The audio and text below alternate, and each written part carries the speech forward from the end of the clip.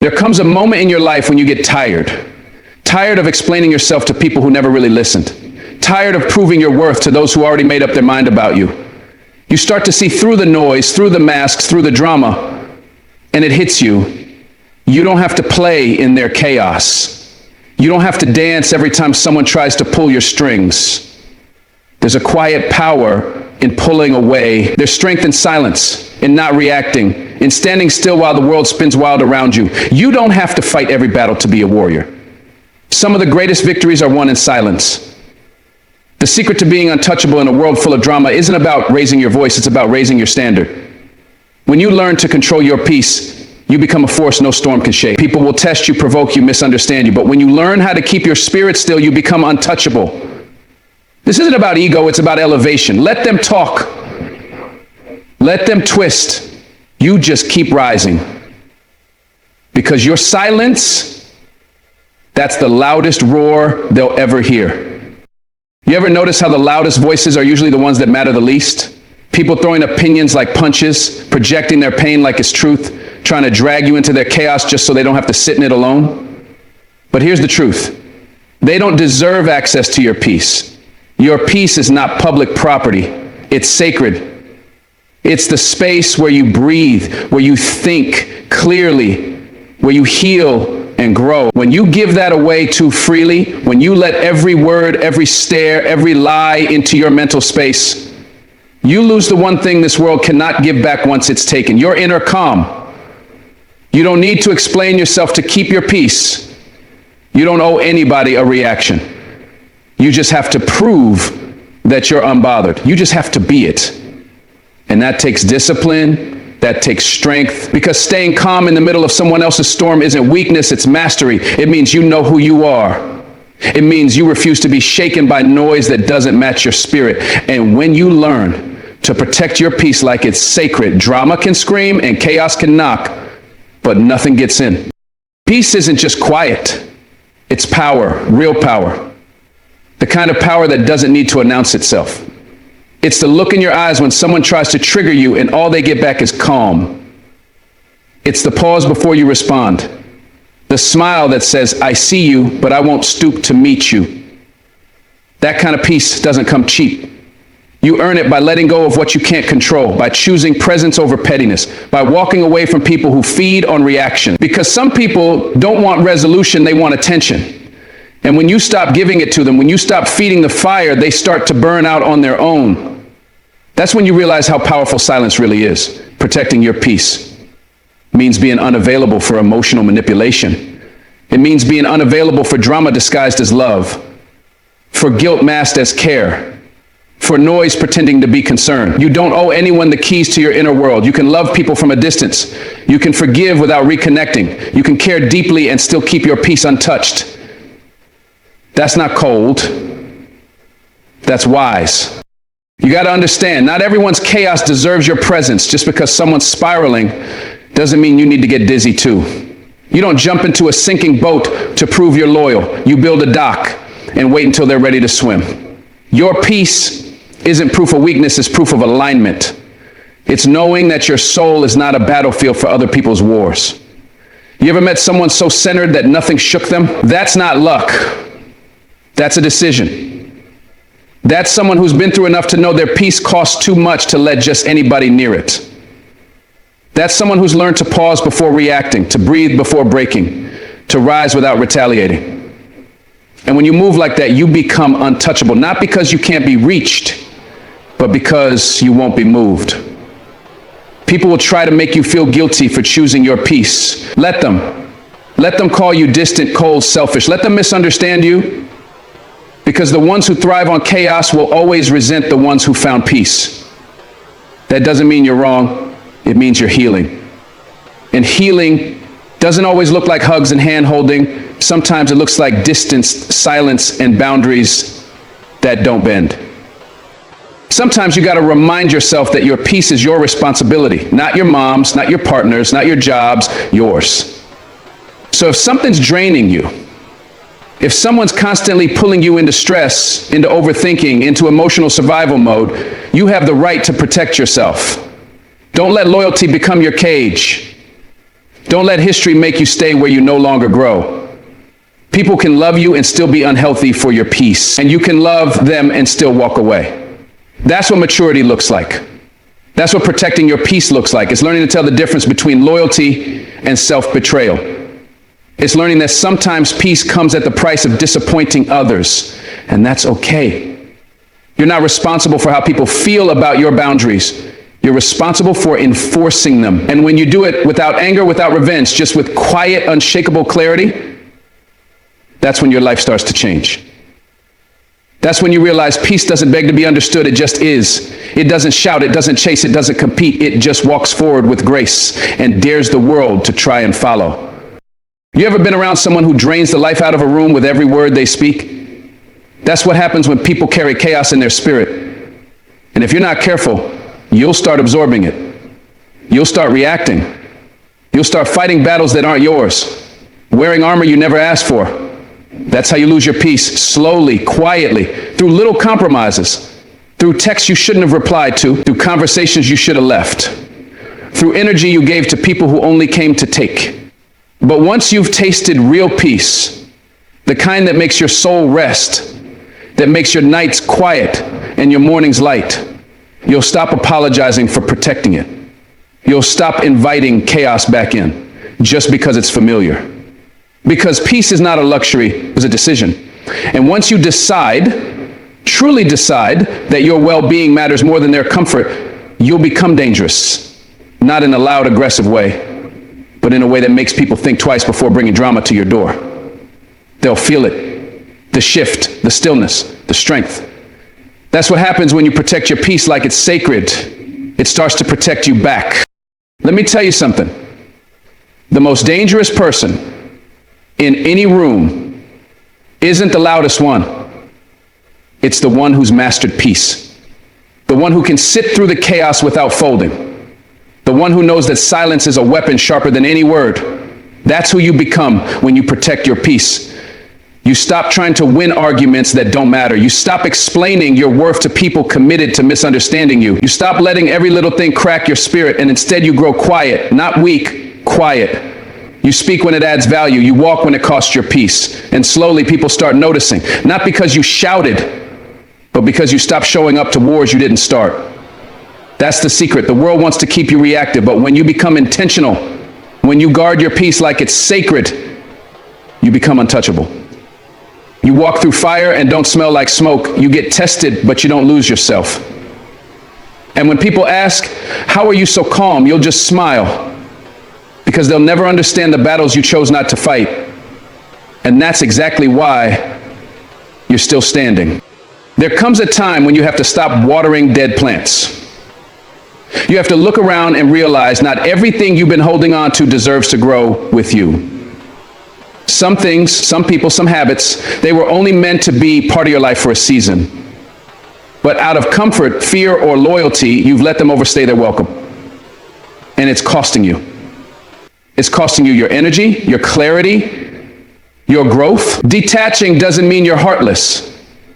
It means you finally love yourself enough to stop breaking your own heart. You can't keep shrinking yourself to fit into spaces you've outgrown. You can't keep hoping that someone who doesn't see your value will suddenly treat you right. Sometimes you've got to accept that growth comes with goodbyes. And it's not always loud. Sometimes it's quiet, internal, a shift in your spirit that says, I'm done forcing what doesn't flow, done explaining what should be understood, done staying where you can't breathe. Detachment isn't cold, it's clarity, it's strength. It's knowing you were not created to stay stuck. And when you finally release what's been weighing you down, you'll realize just how high you were always meant to rise. You ever sit in a room full of people and still feel alone? That's your soul telling you it's time to let go. When connection turns into confusion, when presence turns into pressure, when love starts to feel like labor, you're no longer growing, you're surviving. And survival is not your assignment. You weren't meant to constantly question your worth, your place, your voice, but you will if you keep holding on to what no longer fits your future. Detachment isn't about bitterness. It's about boundaries. It's about looking at what you've been carrying and asking, is this helping me or hurting me? And sometimes the most painful answer is the most necessary one.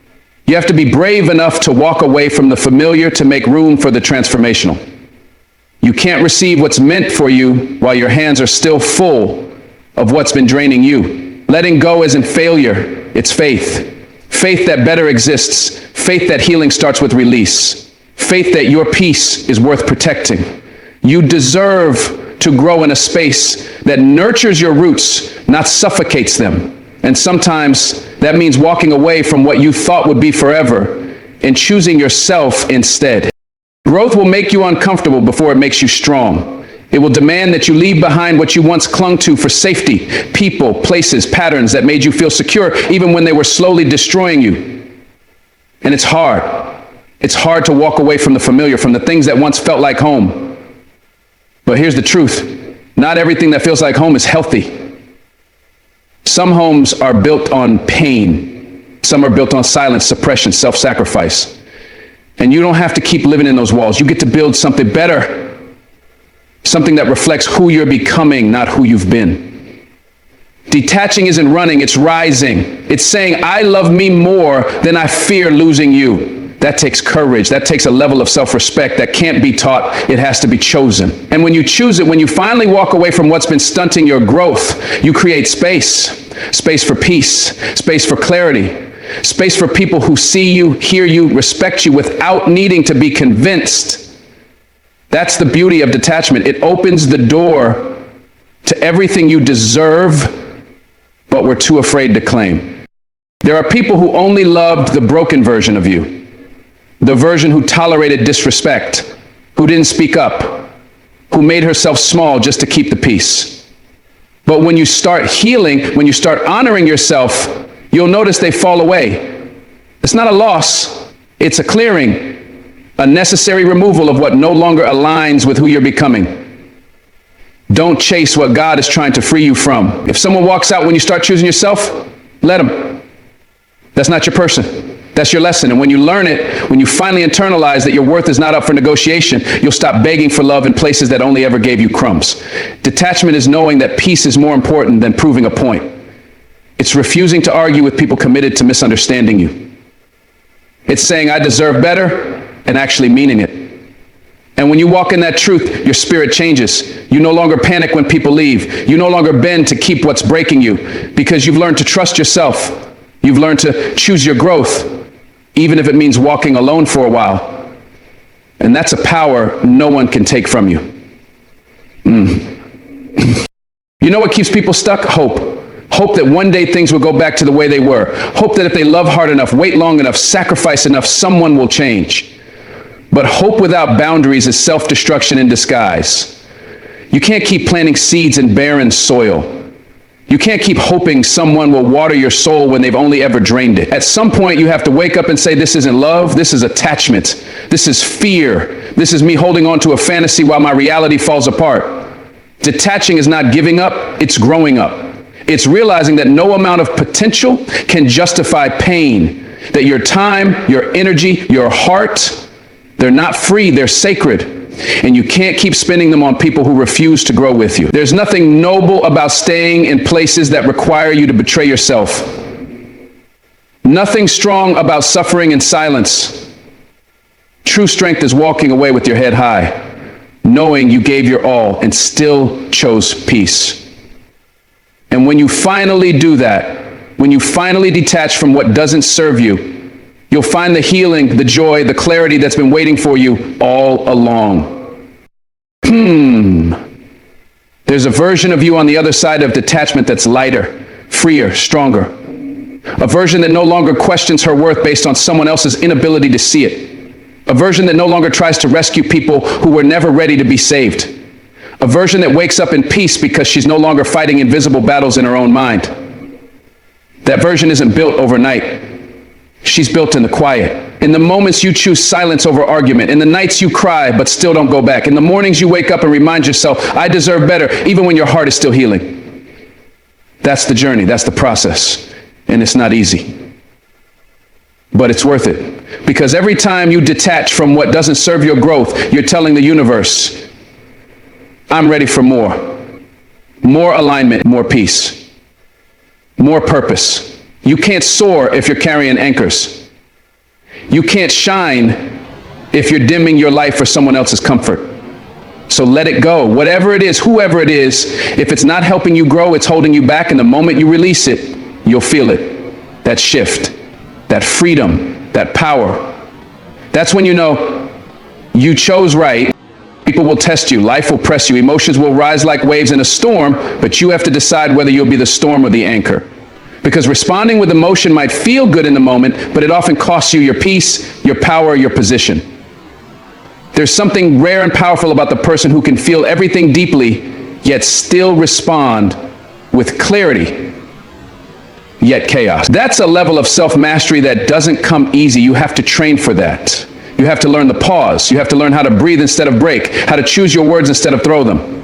When you respond with purpose, you stop giving your enemies easy victories. You stop giving people the satisfaction of seeing you lose control. Emotion may scream, but purpose speaks. And purpose never has to raise its voice. It just moves different. It stands tall while everything else crumbles. That's the strength you're building. Not to be emotionless, but to be emotionally intelligent. To feel the fire without letting it consume you. Because every time you rise above the bait, every time you respond from a place of intention, you reclaim another piece of yourself. There's a difference between reaction and response. Reactions are raw, instant, driven by emotion and ego. But responses, they come from wisdom, from patience, from purpose. It takes nothing to snap back, to clap back, to prove your point loud and angry, but it takes everything, discipline, control, maturity to respond. When your heart is heavy, but your vision is still clear, that's power. Not the kind that needs to dominate, but the kind that refuses to be dominated by circumstances or provocation. People will try to bring you down into their chaos just to feel control. They'll poke at your insecurities, try to trigger your traumas, pull you into arguments you didn't start. But you get to decide how you respond.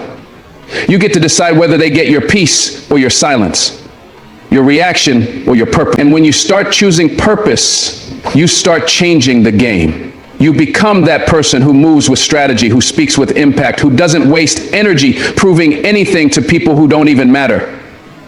That's the mindset that builds empires. That's the heart that stays steady no matter what storm comes its way. It's easy to let emotion speak when your back is against the wall, when someone disrespects you, when life feels unfair. But here's the truth. Your greatest strength isn't in how loud you shout. It's in how well you listen to your higher self in the heat of the moment. The old you might have reacted out of pain, out of pride, out of fear.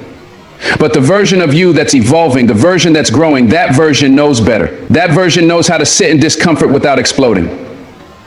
That version knows how to let people talk without letting them dictate your direction. When you respond with purpose, you become a mirror. You reflect wisdom back to foolishness.